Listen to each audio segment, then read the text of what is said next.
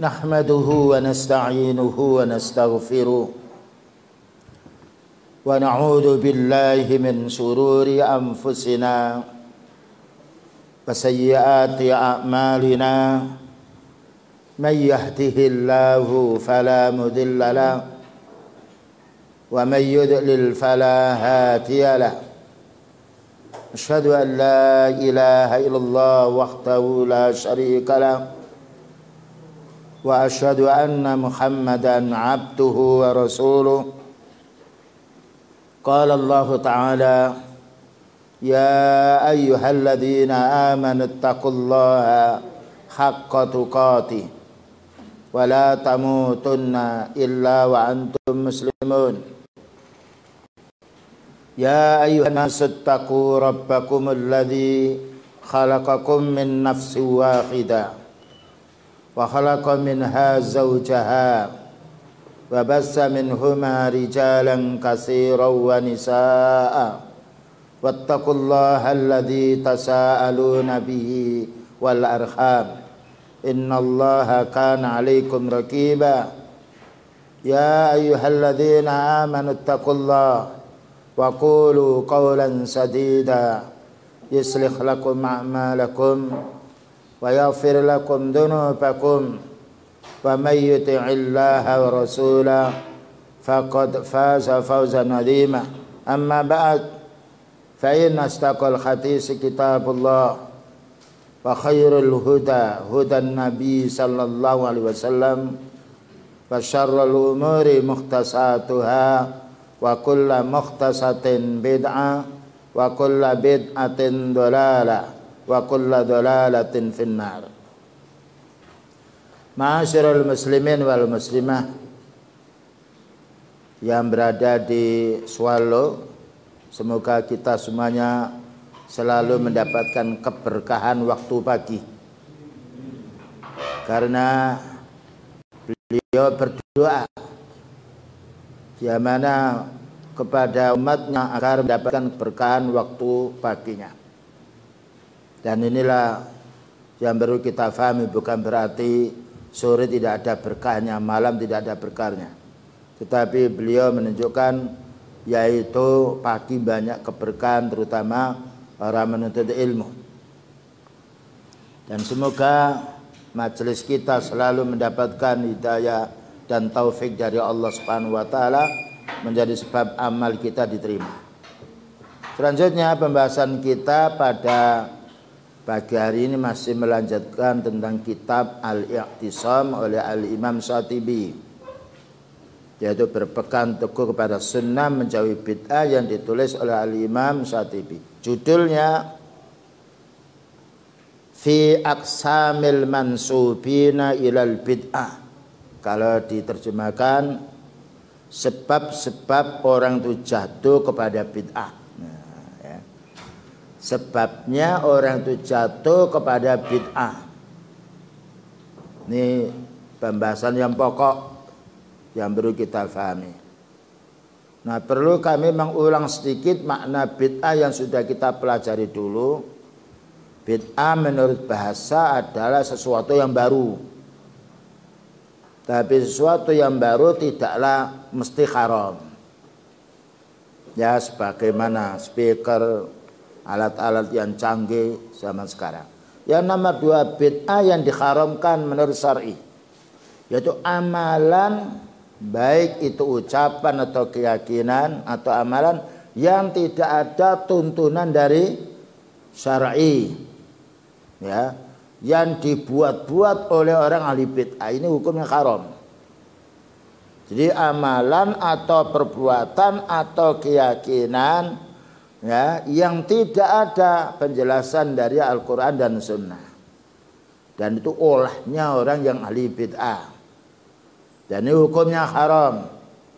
Bahkan keharamannya melebihi daripada maksiat, karena orang maksiat dia menyadari itu dosa, karena itu orang mencuri sembunyi, orang berbuat zina sembunyi, mengurangi timbangan sembunyi, dirahasiakan, karena dia tahu itu barang tidak benar.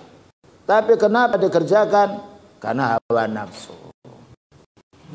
Tapi orang amalkan bid'ah, dia merasa dapat dosa, merasa dapat pahala, dapat pahala, dia akan berhenti. Nah, inilah yang berlaku.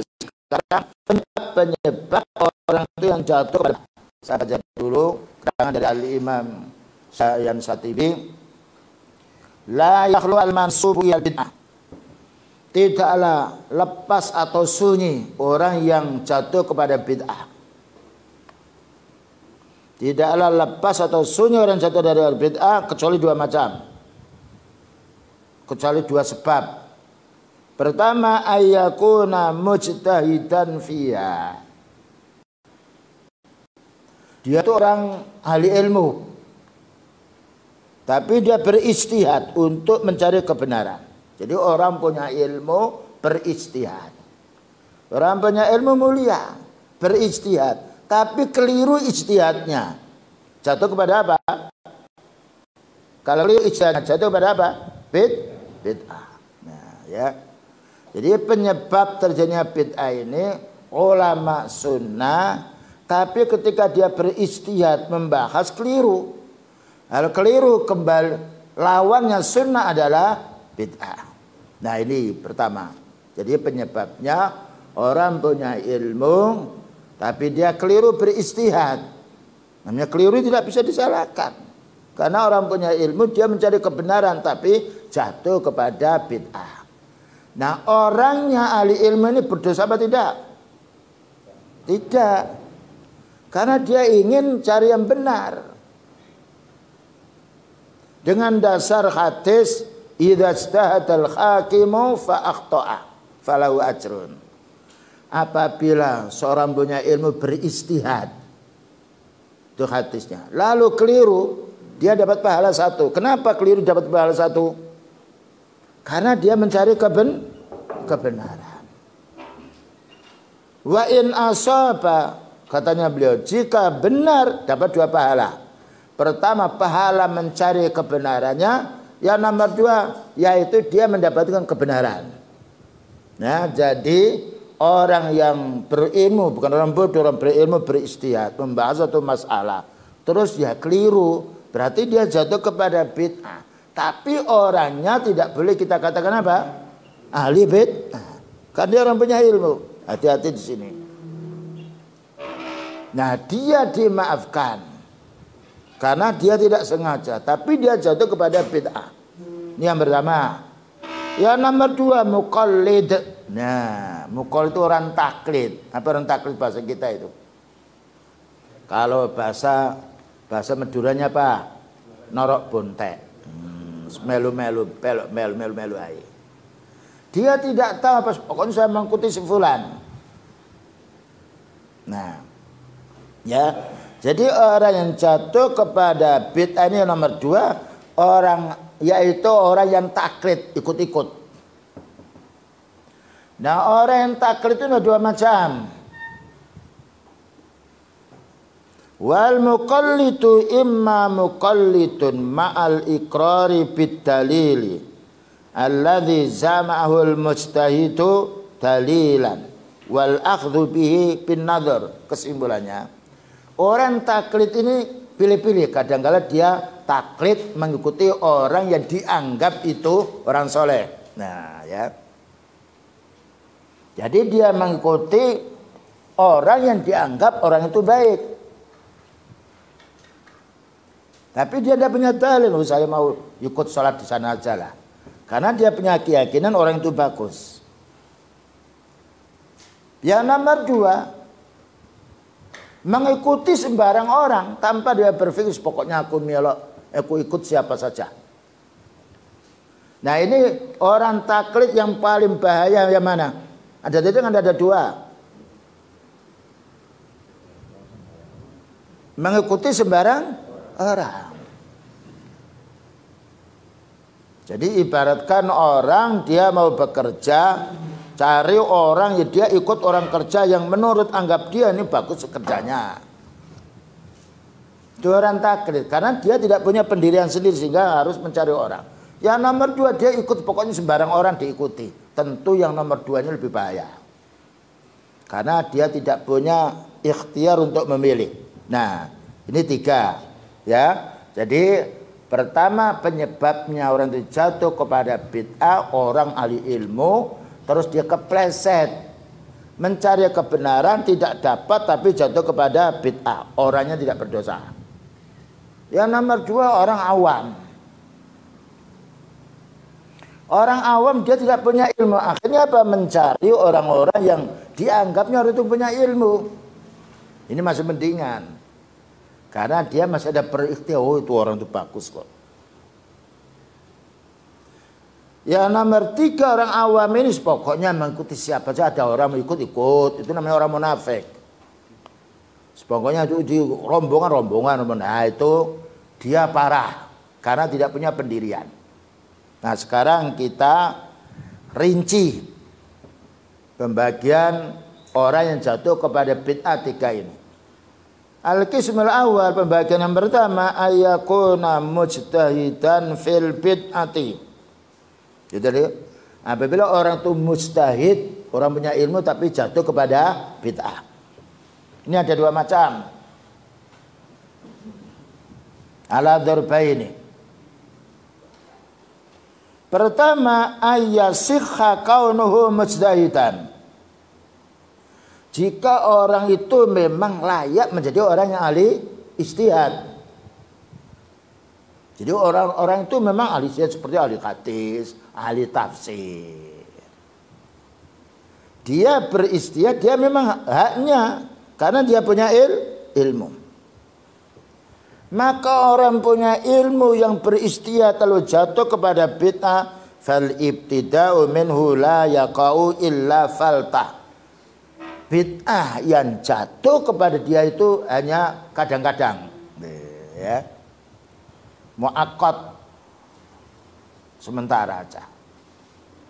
Saya ulangi lagi, orang yang ahli ijtihad, yang betul-betul ahli ijtihad, dia punya ilmu. Nah, orang ini kalau jatuh kepada bid'ah tidak terus-menerus, 1-2 saja. Dan karena manusia ini tidak ada yang maksum. Siapa yang maksum? Rasulullah SAW. Maksum maksum itu maknanya dijaga dari kesalahan. Para sahabat juga ada salahnya, tapi kecil kesalahannya dibandingkan generasi sesudahnya. Nah ini kita pahami dulu.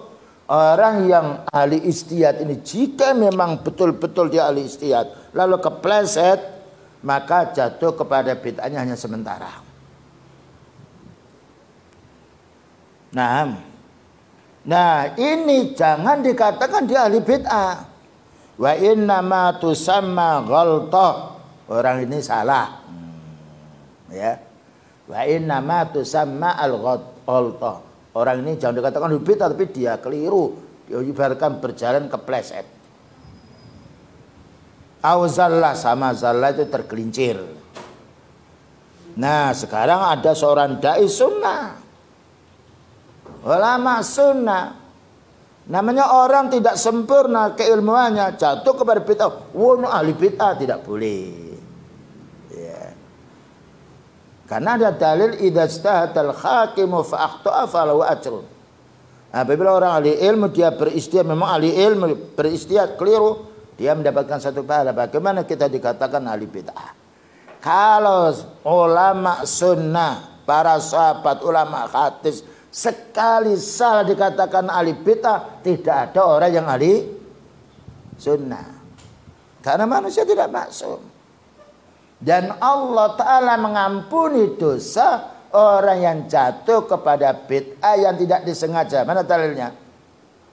Rabbana la tu'akhidna in nasina au akhtana. Ya Allah, jangan kau hukum kami apabila kami ini lupa. Nah lupa atau salah, salahnya jatuh kepada bid'ah. Maka Allah menjawab, na'am qad fa'altu, ya aku telah kerjakan.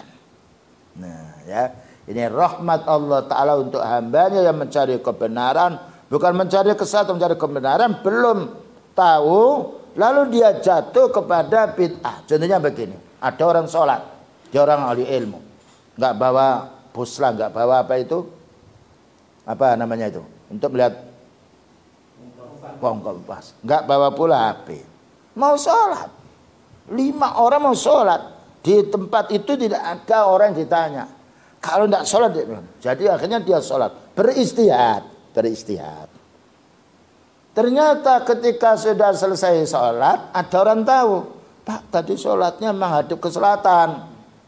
Dia sengaja sholat menghadap ke selatan apa menghadap kiblat? Kiblat. Tapi dia keliru, Allah menerima amalnya. Dan kita tidak disuruh mengulangi lagi. Karena kita sudah sholat.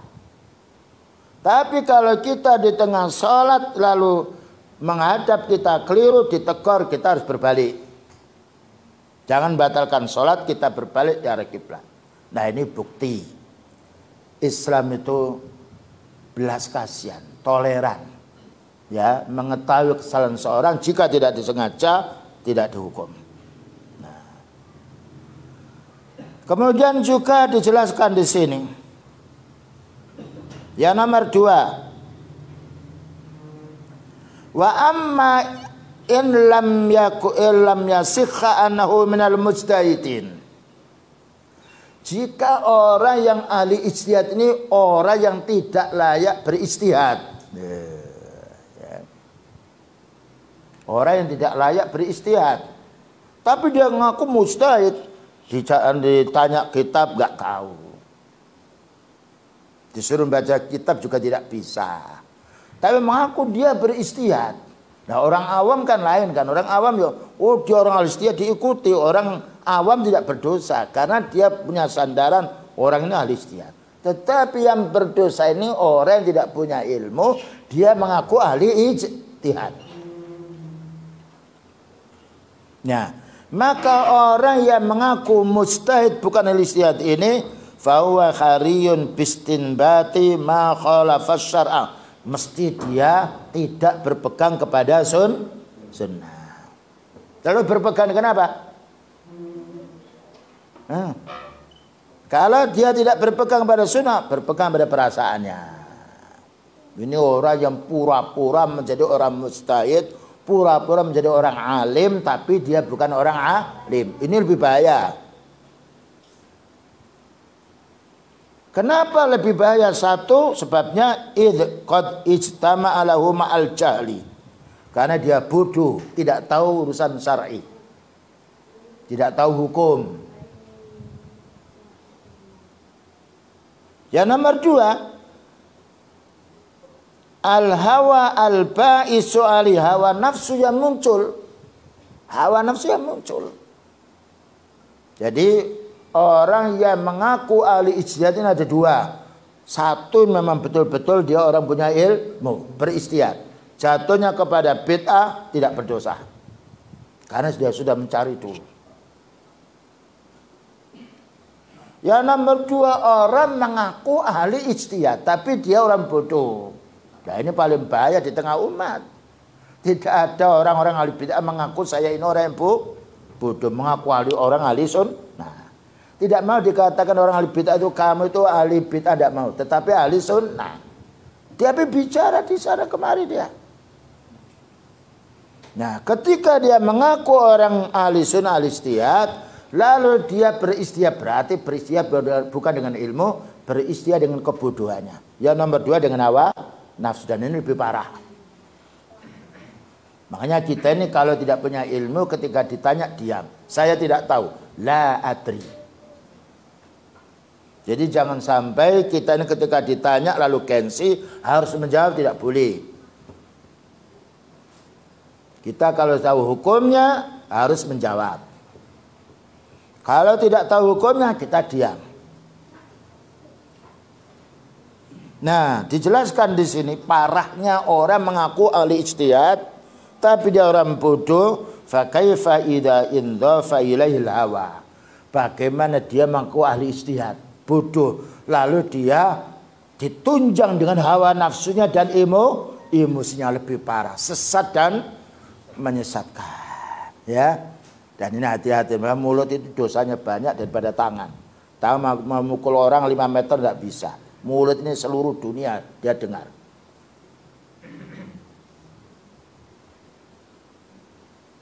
Fayatamakkanul hawa min qalbi tamakkunan. Nah, kalau orang itu mengaku ahli ijtihad, bukan ahli ijtihad, sudah bodoh mengikuti hawa nafsu, maka dia memperkuat hawa nafsunya.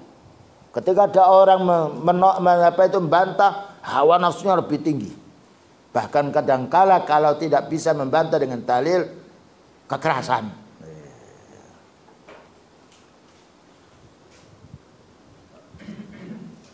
Ya. Sekarang pembagian nomor 2, penyebab bid'ah.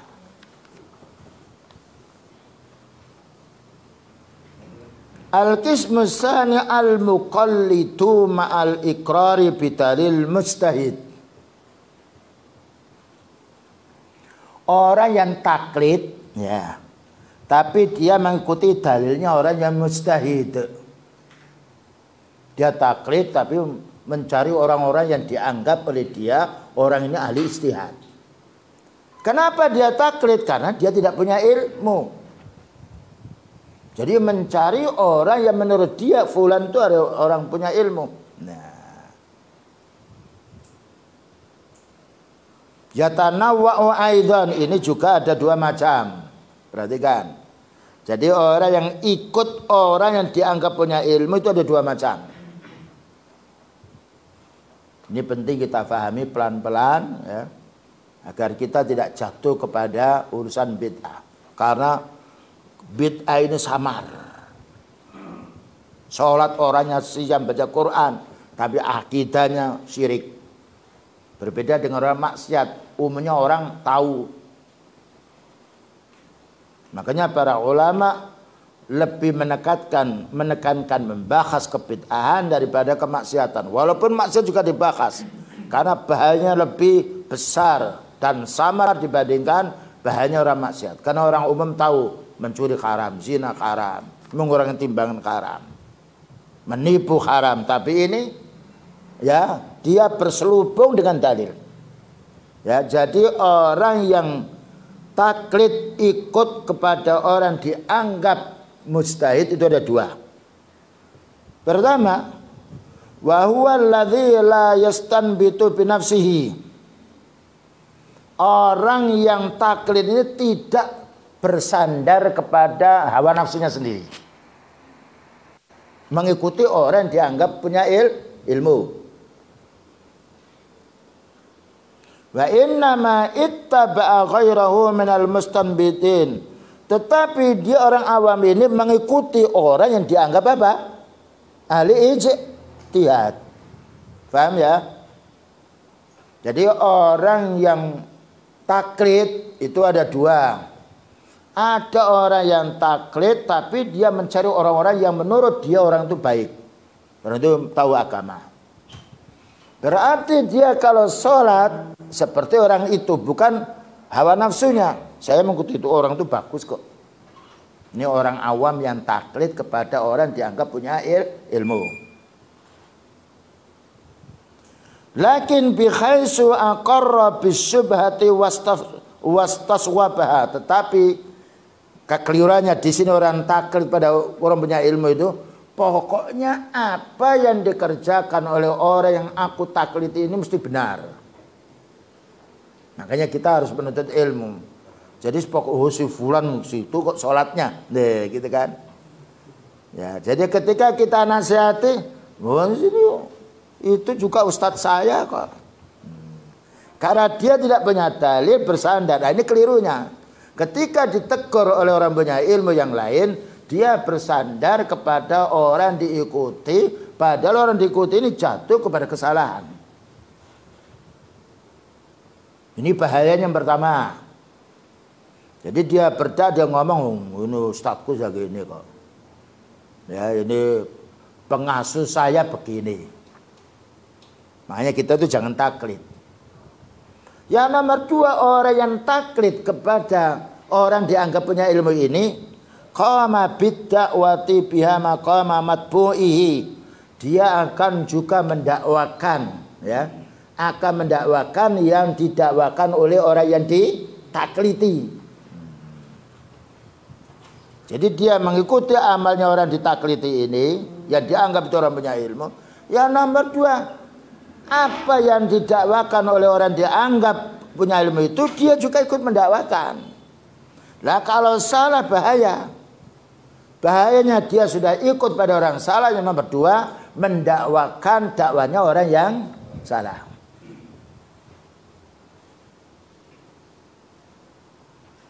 Nah, orang seperti ini fahuwa misluhu. Jadi orang yang taklid kepada orang dianggap punya ilmu padahal bodoh itu sama hukumnya seperti orang ditakliti. Dosanya sama. Cuma beda yang dia ini aslinya ini ikut. Kalau aslinya salah dia juga ikut. Aslinya mendakwakan dia juga ikut mendakwakan. Jadi sama. Makanya kita dilarang taklid, dilarang ikut orang yang tidak punya ilmu. Dan kita diperintahkan untuk pertama menanya. Yang nomor dua kita diperintahkan untuk menuntut ilmu. Karena ilmu ini menghilangkan kebodohan. Karena ilmu ini membantah pada orang yang salah. Ya, itu pembagiannya nomor dua. Seorang lagi, orang yang taklid ikut-ikutan kepada orang, tapi yang diikuti itu orang yang dianggap punya ilmu. Karena dia tidak tahu, oh itu orang itu bagus, daripada itu saya ikut aja. Nah ini berarti dia tidak punya pendirian sendiri. Tapi dia mengambil pendiriannya orang diikuti. Dia sholat, zikir bersama, pujian ikut pujian. Nah yang nomor dua, karena dianggap orang itu baik, lalu dia bukan hanya mengikuti saja, mendakwakan seperti orang yang ditakliti. Jadi sama hukumnya, tumbuh oleh tutup. Nah itu bahayanya bid'ah itu. Karena bid'ah ini banyak pendukungnya. Karena orang itu umumnya punya ilmu apa? Awam. Lah awam itu melihat, oh itu kok begitu. Jadi bingung dia. Ketika melihat orang banyak mengikuti si fulan, nah dia ikut. Karena dia punya pendirian. Makanya kita ini disuruh belajar. Disuruh menuntut ilmu. Baiknya orang itu bukan karena kekayaan, kesehatan, tapi banyak orang itu karena kebodohan. Sekarang yang nomor tiga, orang taklid yang nomor tiga. Maksudnya tadi mujtahid, taklid kepada orang dianggap punya ilmu. Yang nomor tiga, muqallidun fil bid'ati kal amis sarfi. Orang yang taklid kepada bid'ah, ya, seperti orang awam. Jadi dia enggak, pokoknya orang ikut. Jadi ini lebih bahaya daripada yang pertama. Yang pertama dia ikut pada orang yang dianggap punya ilmu, tapi bukan punya ilmu. Yang nomor dua ini pokoknya siapa saja yang beramal saya ikutlah, karena tidak punya pendirian. Si fulan betul ikut, besok latihan sana ikut. Jadi dia mana enggak, pokoknya saya ikut orang. Nah, dan ini paling parah dan paling banyak jumlahnya.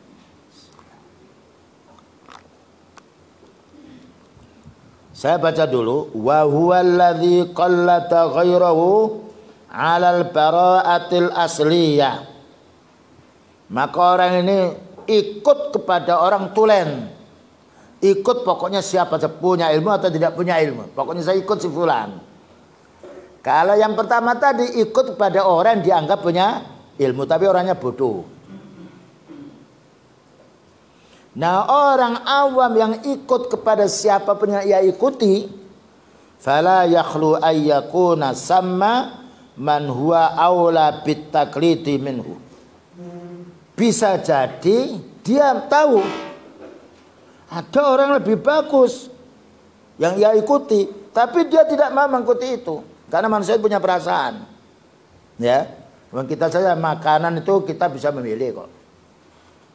Orang itu punya fitrah. Tapi orang awam ini ketika tahu si fulan lebih bagus, menurut perasaan dia tidak mau mengikuti itu. Yang penting pokoknya saya ikut kepada siapapun saja. Yang nomor dua, aula yakunu samma man huwa aula minhu. atau tidak ada di daerah itu orang paling baik menurut dia. Jadi orang awam itu ada dua dia. Ada orang dianggap lebih bagus, dia ikuti, dia mesti taklid karena dia tidak punya ilmu. Ada terus dia di daerah itu tidak ada orang yang baik sama sekali. Jadi pikiran kita, oh sama ini orang-orang ini sama. Nah, apa katanya di sini jelaskan? Maka orang-orang yang sifatnya fa in kana hunaka muntasibuna fatarakahum, apabila dia mengerti di sana ada orang yang lebih bagus ditinggalkan, maka dia mendapatkan dosa. Ini orang ahli taklid, orang yang mengikuti orang. Kalau dia tahu ada orang yang lebih bagus ditinggalkan, dia dosa. Tapi kalau orang itu di daerah itu dia punya pemikiran ini sama saja lah, sehingga dia ikut ke sana kemari bagi orang yang dianggap sama, dia tidak berdosa karena dia tidak punya ilmu untuk mengontrol. Dan itu ayatnya tadi, Rabbana la tu'akhidna in nasina au akhtana. Ya Allah, jangan kau hukum kami kalau kami ini yaitu lupa atau salah. Beda dengan orang, kalau kita salah dihukum. Tapi ketika Allah Ta'ala tahu hambanya salah bukan dengan sengaja, dimaafkan. Nah, ini penjelasan tentang sebab jatuhnya orang kepada bid'ah. Pertama, orang itu ahli ilmu tapi kepleset. Nah, kepleset itu maknanya jatuh kepada yang salah. Kita tidak boleh mengatakan itu orang ahli bid'ah, karena memang dia tidak punya ilmu saat itu, atau dia belum mendapatkannya. Kita katakan orang ini keliru, orang ini salah. Orang salah dengan orang ahli bid'ah itu beda. Yang nomor dua, orang awam. Orang awam itu ada dua. Orang awam dia ada fitrah, orang itu lebih bagus kok. Kalau dia mengikuti yang lebih bagus itu, dan memang orang bagus, dapat pahala dia. Tapi kalau orang yang diikuti lebih bagus, dia tahu dia salah, lalu mengikutinya, dan seperti itu dia berdakwah, jatuh kepada dosa. Yang nomor tiga, orang awam.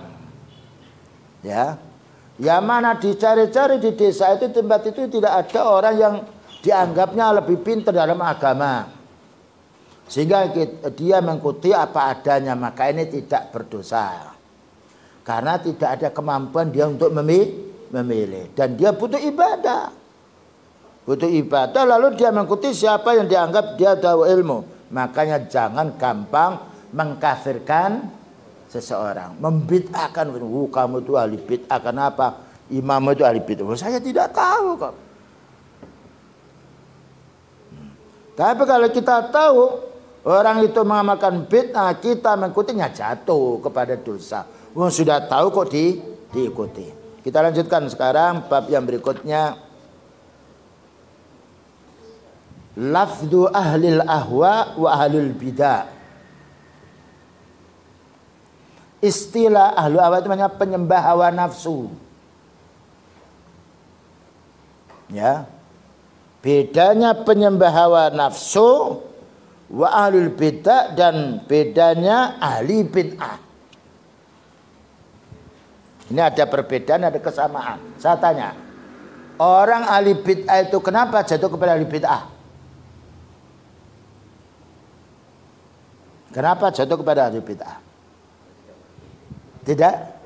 Tidak berpikir. Berarti dia mengikuti hawa nafsu. Ya. Jadi orang ahli bid'ah itu bisa,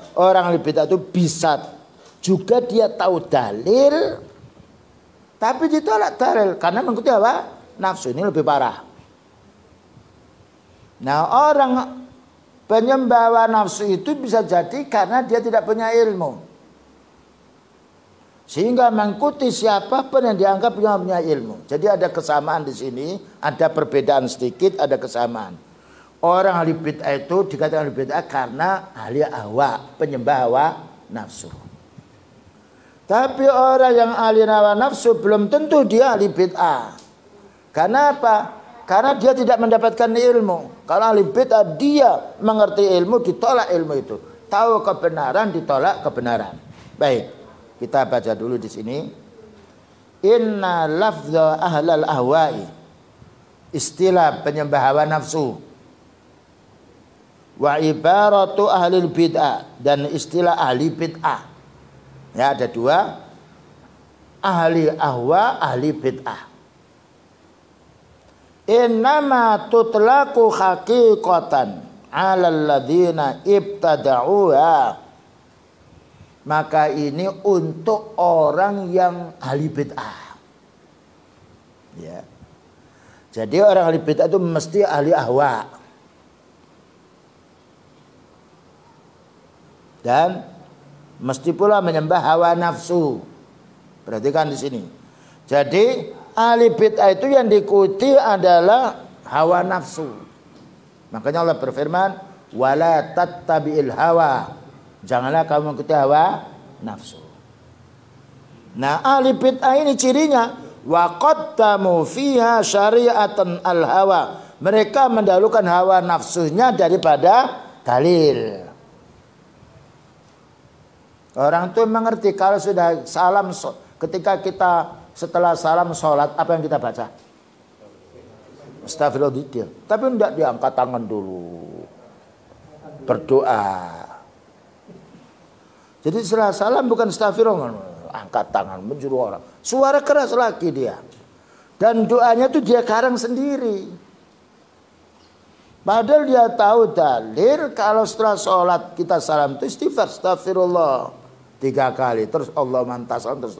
Ini tidak ditinggalkan semuanya. Diganti menurut versi dia. Ini ahli bid'ah. Dan juga ahli hawa nafsu. Seperti orang sholat. Orang sholat diawali dengan apa? Takbir. Dia tidak. Iya, surat An-Nas, surat Al-Falaq. Dikeraskan lagi itu. La haula wala quwwata illa billah. Orang itu berarti menghina syariat. Makanya orang ahli bid'ah tidak ada mengikuti sunnahnya Rasulullah sallallahu alaihi wasallam. Ya. Nah, ahli bid'ah ini lawannya apa?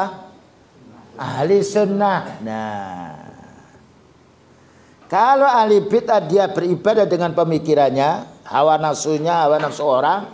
Kalau ahli sunnah maka dia membebaskan, melepaskan, menjauhkan hawa nafsunya untuk menerima sunnahnya Rasulullah sallallahu alaihi wasallam.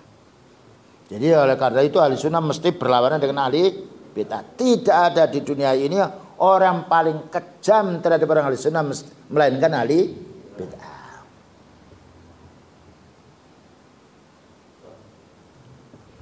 Nah, ahlus sunnah, kenapa dikatakan ahlus sunnah? Innama yutlaku ala nasiriha. Dikatakan ahli sunnah karena pembela sunnahnya Nabi. Ahli sunnah itu maknanya pembela sunnahnya Rasulullah SAW dan sunnahnya para sahabat. Makanya ahli sunnah tidak berselisih sholatnya, siamnya. Tapi kadangkala ahli sunnah itu berselisih. Apa sebabnya? Yang satu sudah mendapatkan dalilnya, yang satu lain yang lain belum mendapatkan dalil. Karena keilmuan orang menisbahkan dirinya ahli sunnah itu beda. Ahli sunnah sama, tapi keilmuannya beda. Ini sudah mendapatkan dalilnya, ini belum mendapatkan dalilnya. Berarti kontras. Makanya kita lihat madhab 4 itu juga berselisih, tapi kecil. Tapi tidak ada permusuhan satu sama lain. Ya. Karena mereka punya ilmu. Dan ketika satu punya ilmu, maka dia yang belum punya ilmu, dia menanya pada orang punya ilmu. Ya. Imam Syafi'i banyak menanya kepada yaitu Imam Ahmad tentang masalah dalil. Bahkan ada madhab qadim, ada madhab jadid. Ini pendapatku yang lama, ini pendapatku yang baru. Tapi tidak gengsi ulama sunnah itu. Karena yang dicari apa? Kebenaran. Lain dengan orang ahli bid'ah. Ketika dia tahu bid'ah, mau melepaskan bid'ah itu takut nanti dengan pengikutnya. Loh dulu katanya ini haram, sekarang kok boleh. Jadi dia selalu mempertahankan jangan sampai kesalahannya itu diketahui oleh pengikutnya. Selanjutnya, maka orang ahli sunnah ini wa ala manistan bata ala wifqiha, dia beristinbat, mengambil dalil.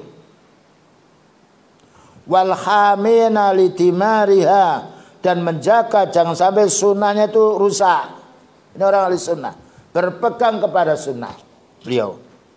Kemudian juga bersandar pula.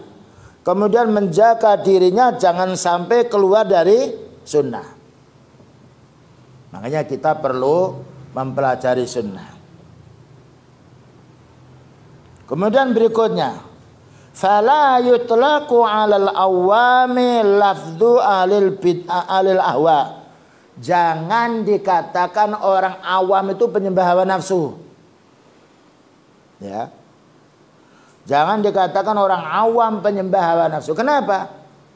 Karena dia tidak tahu dalil. Gimana kita katakan dia penyembah hawa nafsu? Seandainya dia mengerti ini salah, mestinya dia akan menjauhi kesalahan itu.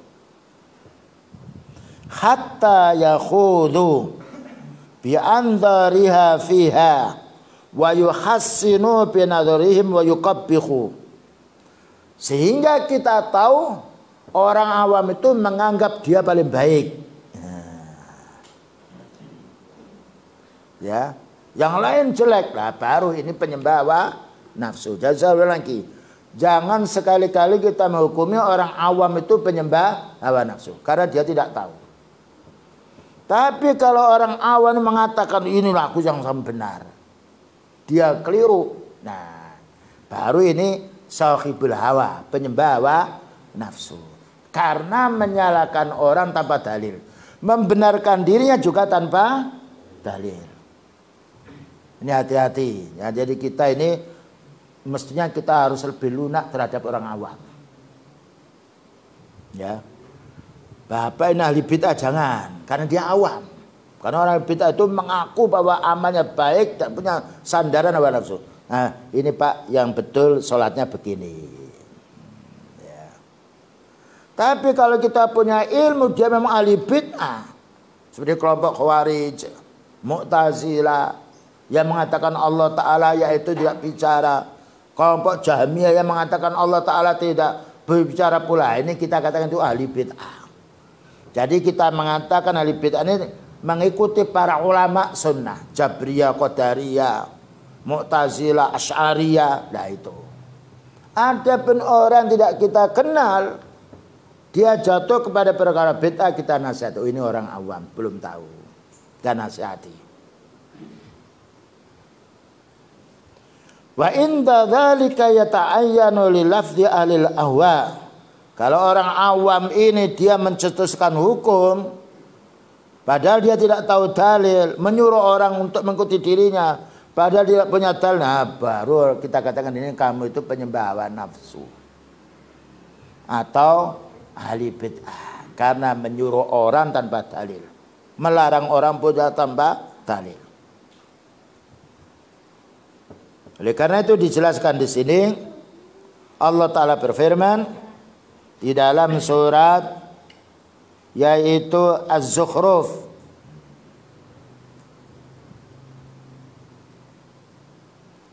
maka Allah berfirman inna wajadna aba'ana ala ummah wa inna ala asarihim muqtadun. Saya lagi, yaitu surat Az-Zumar nomor 22. Zukhruf bukan Zumar, Zukhruf. Inna wajadna 22. Surat Az-Zukhruf. Inna wajadna aba'ana ala ummah wa inna ala asarihim muqtadun. Ada yang sudah dapat? Ya, pelan-pelan bacanya dan diartikan. Qalu inna wajadna aba'ana ala ummati wa ala atharihim muhtadun. Artinya, bahkan mereka berkata, sesungguhnya kami mendapati nenek moyang kami menganut suatu agama dan kami mendapat petunjuk untuk mengikuti jejak mereka. nah ya, itu terjemah dalam Depak, terjemah yang lain juga banyak. Apa katanya orang-orang yang berkata ini orang ahli ilmu atau orang ahli ijtihad atau orang awam atau orang ahli bid'ah? Orang awam bisa, orang ahli bid'ah bisa. Kalau orang ahli sunnah tidak mungkin. Saya baca, kalau mereka mengatakan inna, sesungguhnya kita ini. Kita ini orang mengaku muslim apa kafir? Muslim. Wajadna, kami menjumpai yang saya katakan, yang saya yakini, yang saya amalkan ini, apa anak bapak-bapak kami atau nenek moyang kami. Ya, kami sholat seperti ini karena nenek saya sholat seperti ini. Nah, ya. Kami berjabat tangan dengan wanita itu karena nenek saya dulu juga berjabat tangan dengan wanita yang bukan mahramnya. Nah, ini termasuk orang apa ini? Orang taklid. Jadi dia ada punya dalil. Gimana? Orang tua dulu kalau sholat begini kok. Orang tua dulu kalau kumpul-kumpul baca ini. Orang tua dulu kalau sedih-sedih kita diajak ke kuburan. Jadi memang dia nggak punya ilmu sama sekali. Jadi dalilnya itu bapaknya, nenek moyangnya. Oh dulu nenek begini. Mbah-mbahku dulu begini kok. Ya. Ini bantahan terhadap orang yang mengatakan kita itu harus meneruskan perjuangan bapak. Lihat dulu bapak yang bagaimana. Kalau dimaksudkan bapak itu orang punya ilmu, tidak mengapa. Karena bapak yang punya ilmu itu dia mengikuti sunnahnya. Makanya kita boleh mengikuti jejaknya para imam ahli sunnah. Ibnu Taimiyah, Ibnu Qayyim al-Jauzi, para ulama salaf, Imam Ahmad. Karena mereka bicara beramal itu ada sandaran hukum. Bukan dari hawa nafsu. Dan mereka itu menerima teguran kalau dia salah. Kalau ahli bid'ah ditegur, marah dia. Ya. Seorang lagi, kami ini menjumpai nenek moyang kami ala ummah, itu diartikan di sini dapat petunjuk. Oh, bapak-bapakku itu punya ilmu kok. Nah, diartikan tadi apa itu dari terjemah tadi? Ala ummah itu. Ummah itu jadi imam, pimpinan.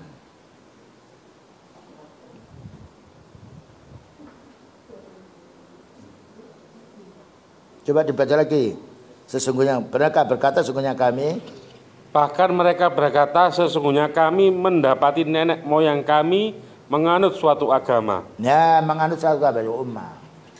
Orang tua kami itu juga ikut-ikut orang tua dulu kok. Jadi umat dianggapnya menganut suatu agama. Jadi umat itu bisa juga dikatakan petunjuk. Ya. Jadi ala umat sebagaimana Nabi Ibrahim, ya Allah Ta'ala berfirman menunjukkan tentang Nabi Ibrahim, inna Ibrahima kana ummatan qaimah. Sesungguhnya Nabi Ibrahim itu adalah adalah yang mendapatkan petunjuk. Ummah itu bukan orang banyak, tidak. Jadi mendapatkan petunjuk, menjadi panutan.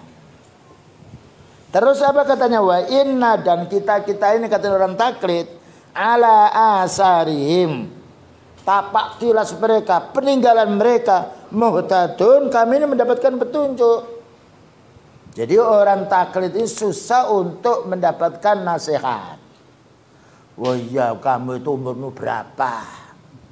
Nah, ini loh pejuang-pejuang kita ini, santrinya banyak. Begini caranya bapak-bapak kami dulu menentukan sholat, menentukan wudhu. Nah ini orang yang sifatnya awam seperti itu, memang kita harus maklumi dulu. Jadi kita nasihati, kita tunjukkan dalil. Coba tunjukkan bahwa orang tuamu dulu itu amalnya seperti itu, ada dalilnya apa tidak? Kalau tidak ada dalil kita tidak boleh. Kalau ada dalil mana dalilnya? Nah, tapi mereka punya alasan, kamu tuh umurmu berapa? Kamu menuntut ilmu dari mana gitu. Itu bahasa mereka, hawa nafsu itu seperti itu.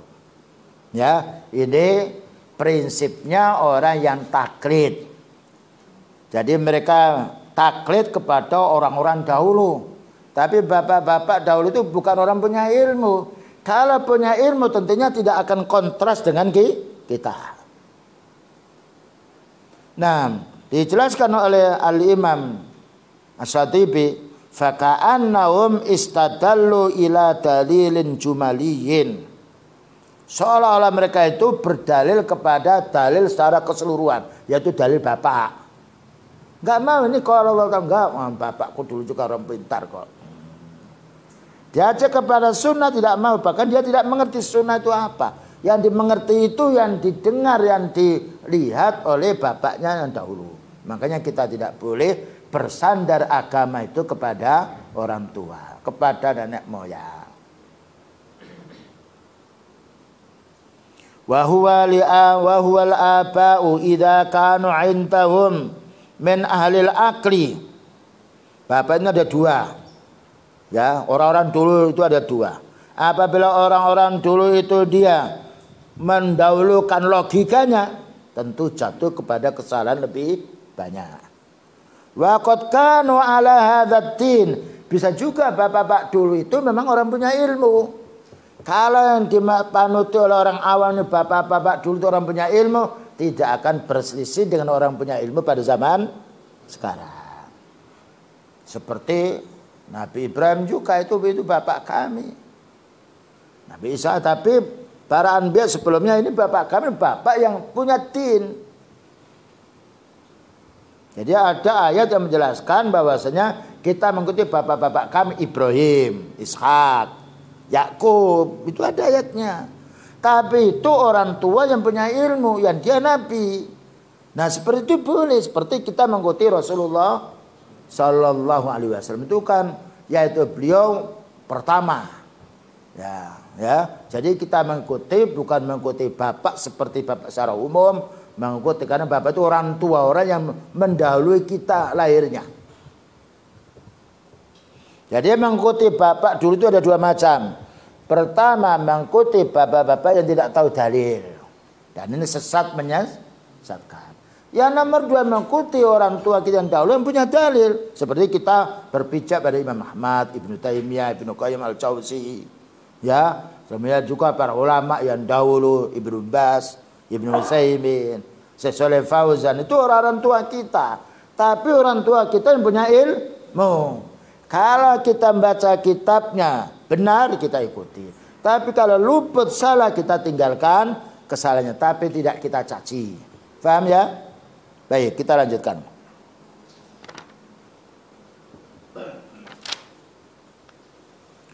Walaysa illa li'annahu shawab. Maka tidak ada kecuali orang-orang yang kita ikuti itu orang yang baik. Fa nahnu alaihi. Maka kita wajib mengikuti pendahulu-pendahulu kita yang baik. Tidak boleh mengikuti Abu Jahal, Abu Lahab. Orang-orang yang tersesat dahulu tidak boleh. Nah, selanjutnya Allah Ta'ala berfirman di dalam surat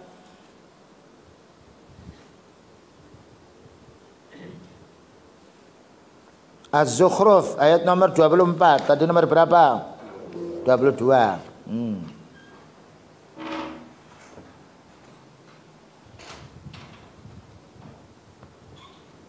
Ini bantahan bagi orang yang sekedar mengikuti bapak.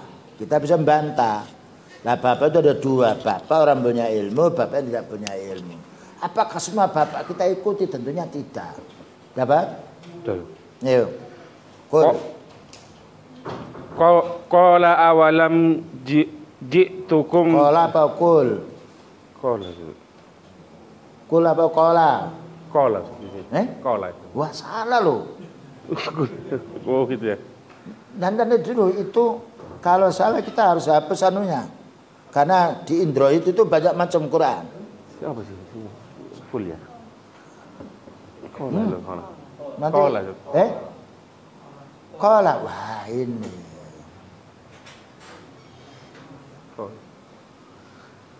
Ini yang bagus itu mendownload yang dari nanti dulu ya. Nah ini perlu. Nah ini ada faid 24. Az-Zukhruf. Yang seperti ini, tahu ya? Ini di download ini. Ini nana apa itu dari Madinah ini. Android, Al-Quran Android.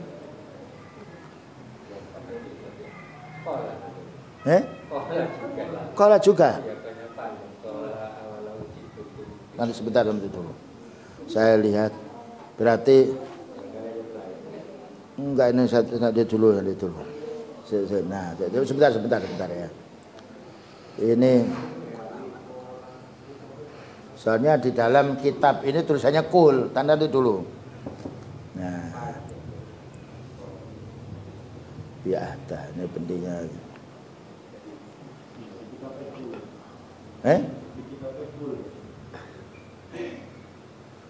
Ada yang pakai kul? Di kitabnya itu, di kitabnya kul. Loh iya. Nah ini berarti, oh iya ini kola ini betul-betul. Kalau kayak berarti, nah ini alhamdulillah ada. Ini di dalam kitabnya kul, kola ya, bagus. Bagus baca, jazakallahu khairan. Qala awalam ji'tukum bi ahda mimma wajadtum alaihi abaukum. Qalu in nanti wajadtum alaihi abaukum wa abaakum. Abaukum Ustaz. Salah. Apa? Abaakum maf'ul bih. Apa? Oh iya, abaakum Ustaz. Ya. Nah, kok teruskan.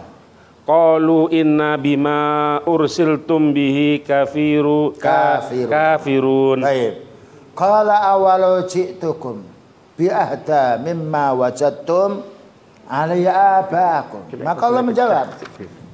Coba diterjemahkan. Rasul itu berkata, apakah kamu akan mengikutinya juga sekalipun aku membawa untukmu agama yang lebih baik daripada apa yang kamu peroleh dari agama yang dianut nenek moyangmu. Nah ini bantahan. Tadi mengatakan yang penting saya mengikuti bapak saya. Nah bapak saya itu ada dua. Menurut Islam ada bapak yang benar seperti para nabi atau orang-orang yang soleh. Karena orang awam mengikuti ilmunya, bukan sekedar mengikuti bapaknya. Jadi karena orang tua itu punya ilmu, kita ikuti. Para ulama kan pendahulu kita itu bapak kita secara umur. Namun istilah ilmu ulama kita ikuti karena mereka berdasarkan dengan dalil.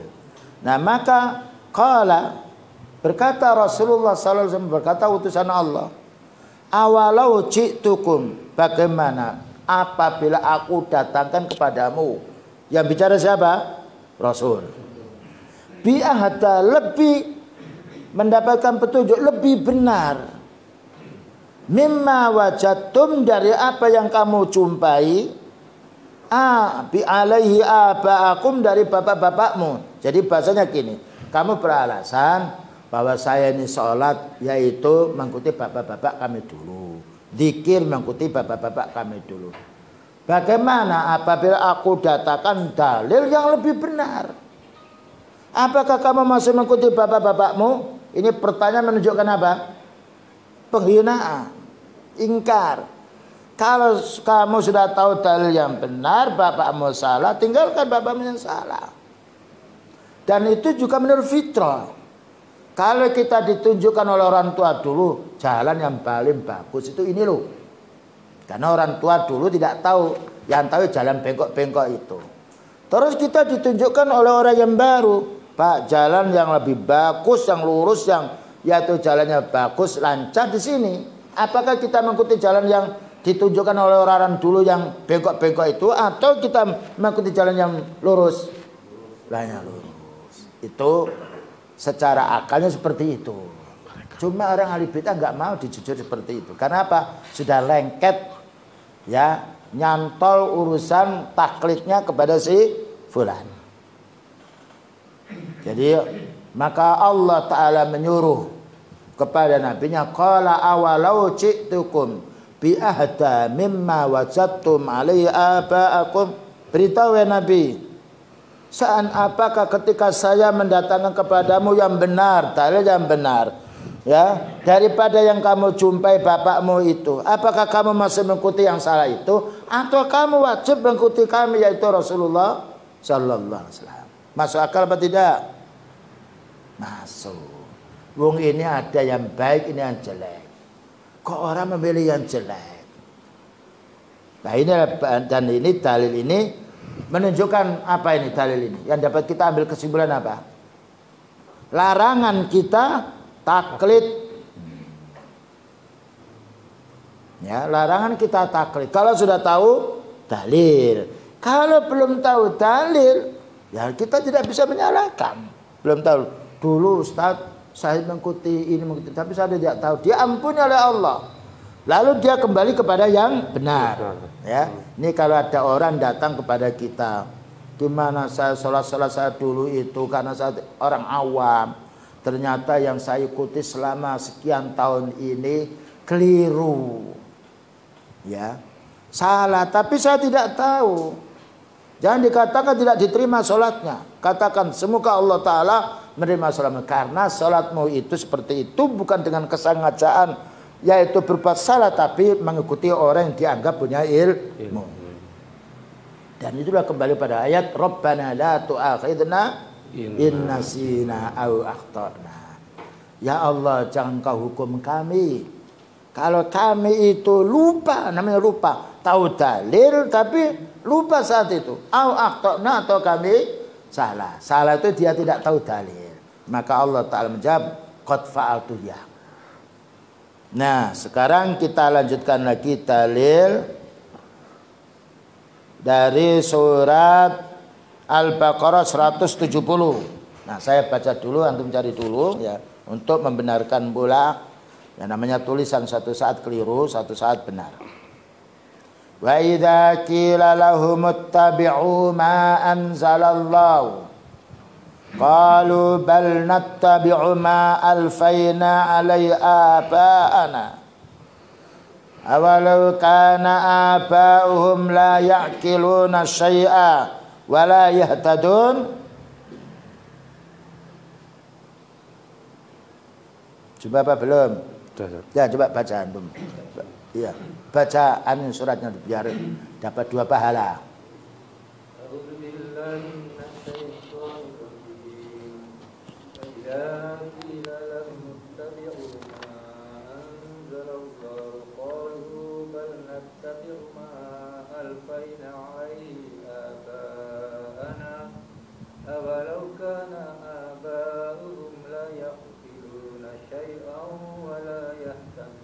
Nah, jadi surat Al-Baqarah ayat nomor 170 diterjemahkan dulu pelan-pelan.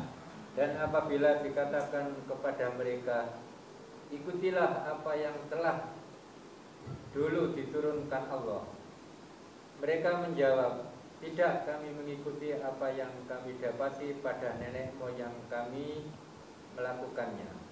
Padahal nenek moyang mereka itu tidak mengetahui apapun dan tidak mendapat petunjuk. Ya. Saul baca dulu pelan-pelan. Wa idza qila lahum, dan apabila dikatakan kepada mereka atau apabila dinasihati. Yang dinasihati siapa ini? Apabila mereka itu dinasihati atau diberitahu, berarti mereka yang siapa? Orang awam, orang taklid.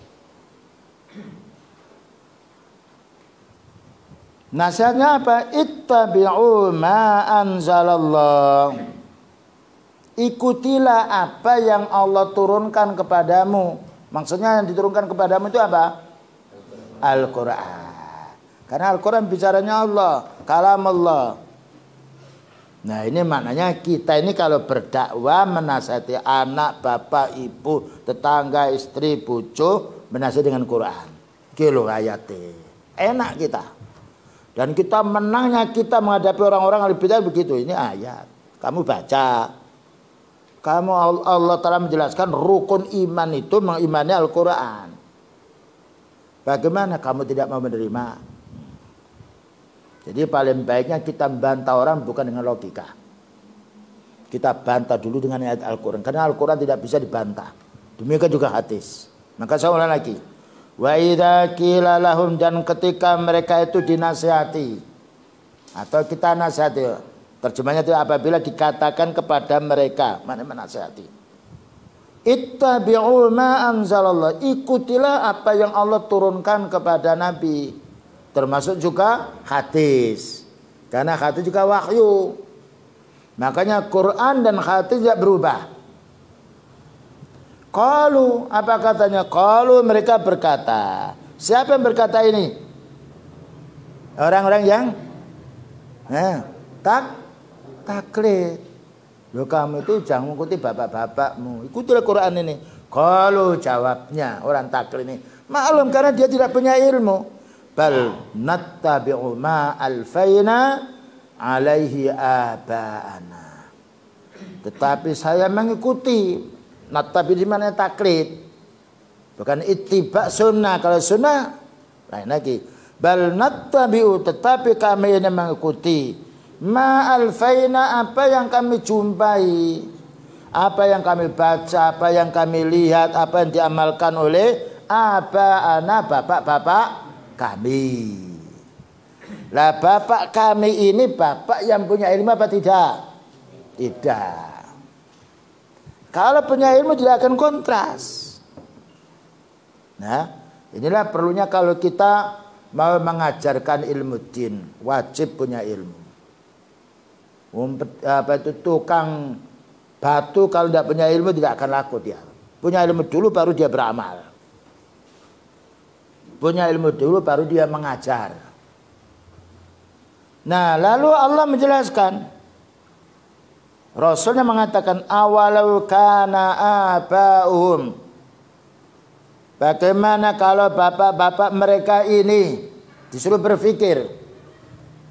La ya'kiluna syai'an, tidak faham sesuatu, tidak mengerti agama, tidak mengerti sunnah, tidak mengerti pula yang wajib, tidak mengerti pula yaitu yang sunnah, tidak mengerti pula, tidak tahu pula membaca Al-Quran, wala yahtadun, dan tidak pula mendapatkan petunjuk. Maknanya apakah kamu ikuti? Subhanallah, dakwah di dalam Al-Quran. Ya, jadi saya ulang lagi makna artinya. Ketika utusan Allah Ta'ala beritahu kepada mereka mendakwahi, ikutilah ayat Al-Quran, ikutilah orang yang membacakan ayat Al-Quran, ikutilah orang membacakan hadis Rasulullah Sallallahu Alaihi Wasallam. Jawabnya, siapa yang menjawab tadi? Orang-orang awam atau orang taklid. Bal nattabi'u ma alfaina alaihi abana. Enggak, saya tidak mau. Saya mengikuti yang kami dengar, yang kami pelajari dari bapak-bapak kami dulu. Ini menunjukkan kita tidak boleh beralasan berpegang kepada nenek moyang. Kita harus berpegang kepada sunnah. Nah, sunnah itu memang Al-Quran dan hadis beliau. Tapi dalam orang enggak, kita harus melanjutkan perjuangan orang dahulu. Dilihat dulu perjuangannya siapa. Ayat ini membantah mereka. Maka Rasulullah SAW menjelaskan, apabila bapakmu itu tidak tahu din, orang awam tidak bisa membaca kitab, dan ketika ditanya mana kitabnya tidak ada, apakah kamu masih mengikuti mereka sedangkan mereka tidak mendapatkan petunjuk? Jawabnya bagaimana? Mengikuti apa tidak? Tidak. Orang tidak punya ilmu kok diikuti. Ini bantahan yang cukup menghentikan kelanjutan pertanyaan. Baik, ini di dalam surat apa? Al-Baqarah. Sekarang lihat surat Luqman. Ayatnya nomor 21.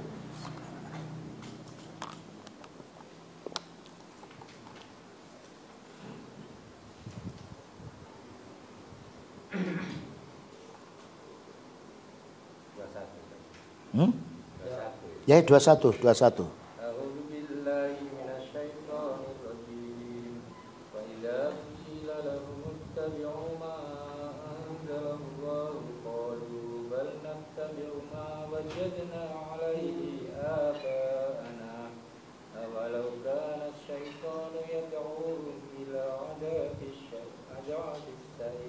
Nah.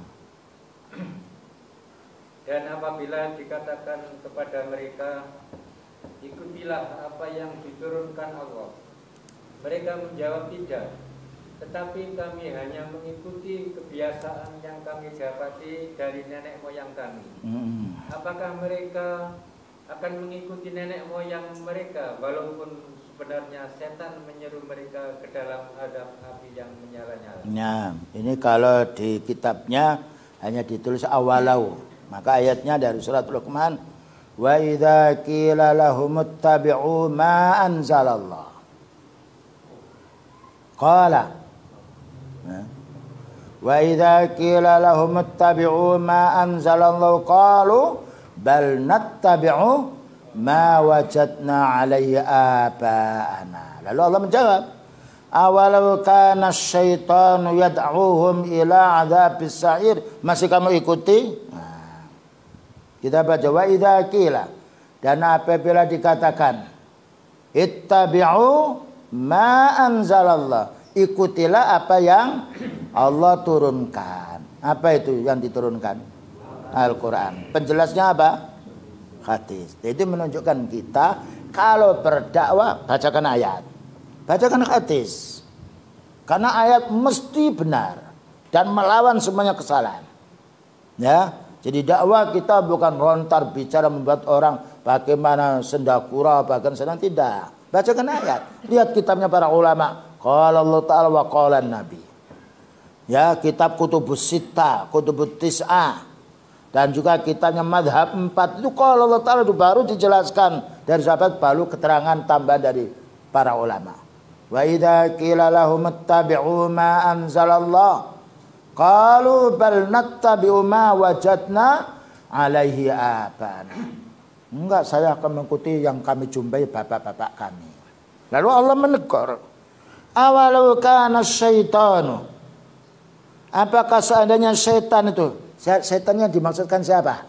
Nah, pertama kan penjelasan bapak kan. Wa idza qila lahum ittabi'u ma anzalallah, ketika diseru mereka ikutilah Al-Qur'an, qalu wajadna apa tadi? Alaihi aba'ana, saya sudah menjumpai kitab bapak-bapak kami. Lalu Allah menjelaskan awalau kana syaitan, siapa yang dimaksudkan setan ini? Itu orang-orang mengikuti orang yang tidak benar. Bukan dikatakan awalau kana aba'um, lain dengan ayat pertama. Ya. Awalau kana syaitan, bagaimana kalau setan-setan itu yad'uhum, mengajak kamu, mendakwai kamu, menyeru kamu ila adzabis sa'ir, kepada azab sa'ir, neraka sa'ir, apakah kamu masih mengikuti? Itu jawabnya. Ini menunjukkan kita dilarang taklid. Kalau ada orang bicara kita belum paham, tanya, Pak ini dalilnya dari mana? Kalau ditanya dalil, pokoknya kamu harus mengikuti, ya ini tidak boleh masuk ayat ini. Orang itu beli barang, saya minta bukti kok, minta nota dia, ya, sebagai bukti bahwasanya itu adalah sudah barang itu betul-betul ada buktinya, itu barang yang dibeli. Jangan sampai urusan tin yang penting aku melu tonggo, tidak boleh. Itu ustadz saya, belum tentu ustadz itu benar. Kalau kita mengguru salah satu ustadz dan al-sunnah, kemudian ada kelirunya, ada ustadz yang lain yang membenarkan, kita mengikuti yang benar. Dengan kita pula memaklumi kesalahan ustadz kita. Tapi yang hak kita ikuti, yang batil, yang istihad dia keliru, dan kita tahu itu keliru, kita tidak boleh mengikuti. Sekarang berapa banyak, bukan orang yang fanatik, ini orang-orang awam saja, orang penuntut ilmu juga begitu. Pokoknya kalau ustadz itu saya mau, kalau yang lain tidak mau. Yang penting kita memilih orang-orang yang kita yakini, ya, bahwa ini orang menyampaikan yang hak, punya landasan.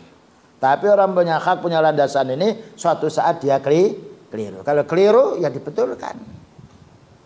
Ya, jangan sampai satu keliru lalu satu ini untuk menghapus semua kebaikannya, tidak boleh.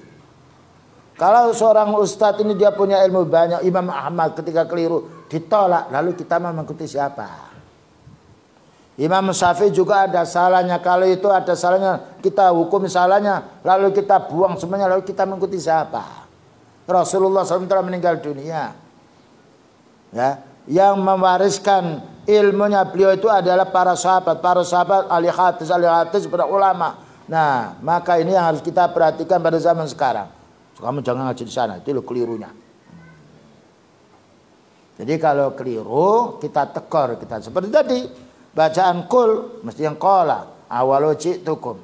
Ya, karena kesalahan di dalam cetak. Tapi kita makanya perlu kita baca Al-Qur'an ini, kita sensor kembali, kita lihat ini kepada Al-Qur'an yang aslinya.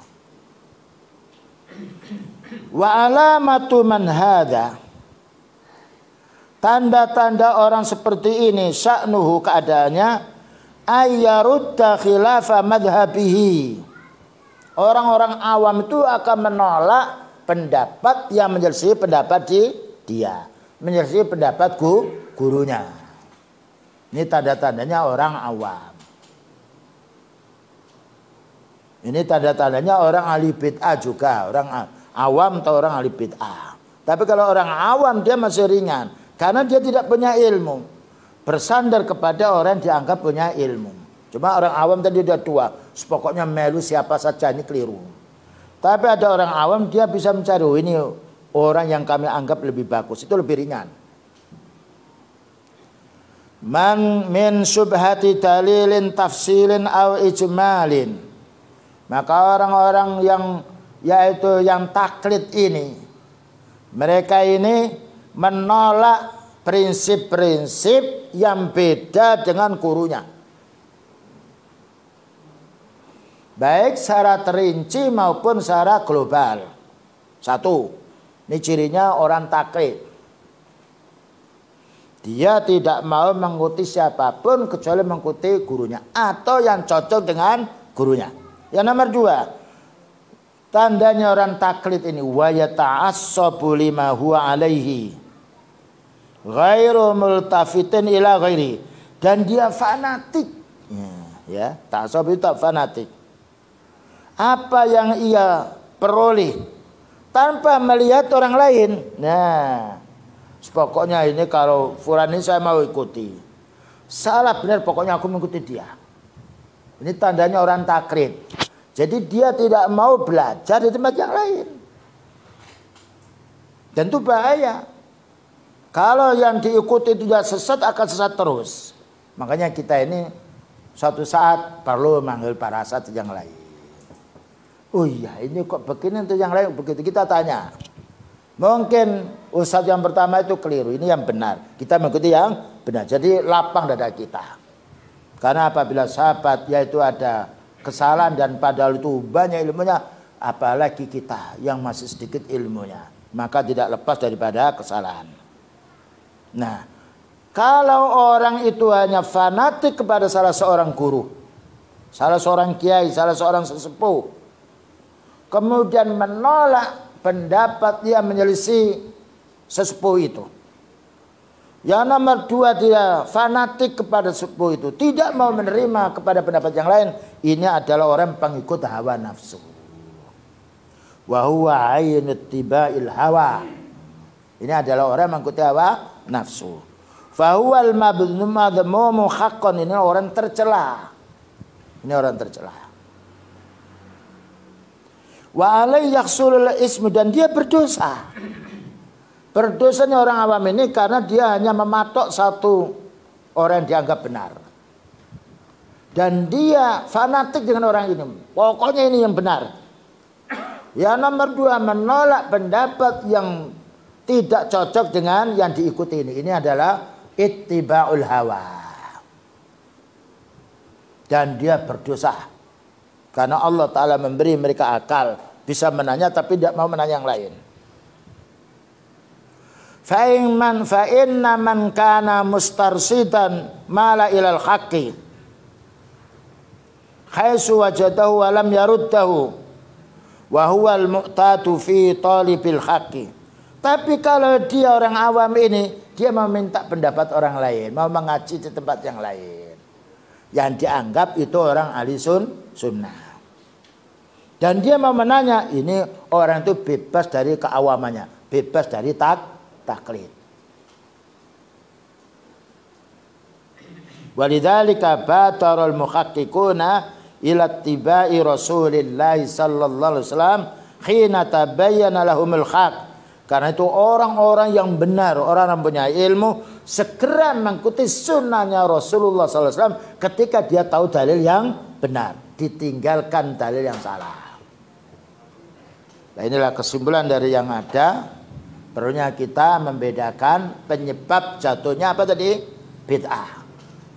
Kemudian juga dibedakan antara penyembah hawa nafsu dan ahli bid'ah. Penyembah hawa nafsu itu orang awam yang tidak tahu dalil, dia hanya matok satu guru yang dianggap itu punya ilmu. Lalu dia menganggap itu mesti benarnya, tidak salah, dan dia menolak pendapat orang lain yang benar. Wallahu a'lam bishawab. Barangkali ada yang ditanyakan, silakan.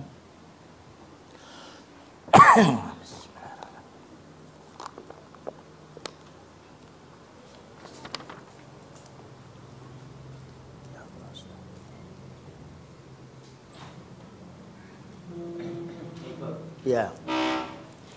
Apa yang menjadi dasar seorang awam untuk memilih seorang ustaz yang bisa dijadikan panutan atau yang diikuti? Bagus. Ada pertanyaan, apa yang menjadi dasar orang awam untuk memilih seorang ustaz menjadi panutan? Harus bertanya. Harus bertanya. Fas'alu ala dzikri in kuntum la ta'lamun. Jadi kita tanya kepada orang yang kita yakin dia punya ilmu. Saya itu mau mengaji di mana? Saya tidak tahu ini bagaimana jawabnya. Menanya, Allah Ta'ala berfirman, fas'alu ahla dzikri. Orang awam itu orang tidak punya ilmu.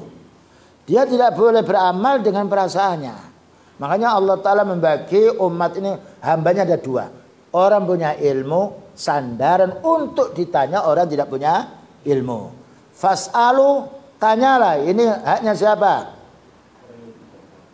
Fas'alu, tanyalah, itu haknya orang awam atau orang punya ilmu? Awam. Ala dzikri, orang punya ilmu. In kuntum la ta'lamun, kalau kamu orang awam tidak tahu. Dan orang punya ilmu wajib menjawab. Kalau orang punya ilmu ditanya oleh orang awam tidak tahu dalilnya, jangan dijawab. Nanti dulu, saya cari dulu. Ya, karena itu kita diwajibkan apa? Belajar. Diwajibkan bertanya, diwajibkan menuntut ilmu. Karena ilmu itu datang yang belajar. Lain dengan harta. Orang itu di rumah kaya, seketika bisa, mungkin apa enggak? Mungkin. Anaknya miskin sekali, bapak yang kaya meninggal dunia. Pindah kekayaan kepada anak. Tapi anaknya bodoh. Bapaknya punya ilmu, tapi tidak mau belajar. Mati orang tuanya. Bukan pindah ilmunya kepada anak. Karena ilmu itu hanya satu diperoleh. Al-ilmu bit-ta'allum. Ilmu itu hanya diperoleh dengan belajar. Makanya antum bisa merasakan nikmatnya orang menuntut ilmu. Walaupun kita menuntut ilmu masih kecil sedikit loh. Ya, waktu kita untuk cari dunia lebih banyak apa lebih sedikit daripada menuntut ilmu? Lebih banyak.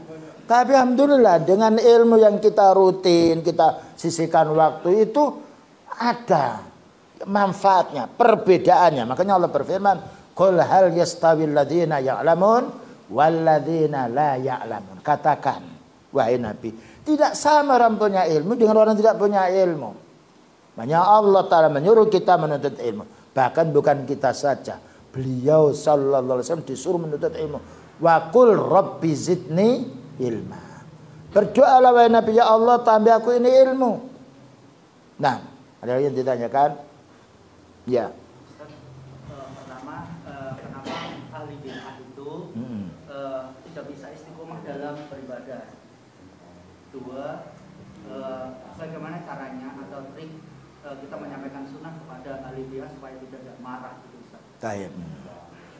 Jadi pertama tadi apa pertama? Kenapa orang ahli bid'ah itu dalam beribadah ini tidak bisa istiqomah?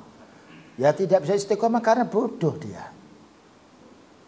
Karena dia tidak punya ilmu sehingga makanya kita lihat zikirnya orang ahli bid'ah setiap masjid beda. Kan sekarang sendiri. Dan mereka kalau pengikutnya mau keluar dari dia marah. Jadi tidak bisa istiqomah itu karena landasannya akal. Bukan akal saja, landasannya hawa nafsu. Kalau akal saja masih menerima yang hak. Bayangkan ada orang jatuh di jalan kan. Perlu bantuan apa tidak? Kalau kita bantu, kita bawa ke rumah sakit, senang apa tidak? Senang. Tapi kalau orang jatuh kepada bid'ah, Pak ini bid'ah ini sunnah, mau apa tidak? Belum tentu. Nah makanya setan itu lebih senang kepada ahli bid'ah daripada maksiat. Karena maksiat gampang dinasihati. Jangan ini. Nah. Jadi itu sebabnya kenapa mereka ini selalu berbeda-beda ibadahnya. Karena tidak ada sandaran yang pokok. Yang penting fulan, oh ya begini pindah. Oh sana begini pindah. Jadi dia beda. Ketika dia 5 tahun di tempat itu ahli bid'ah yang beda.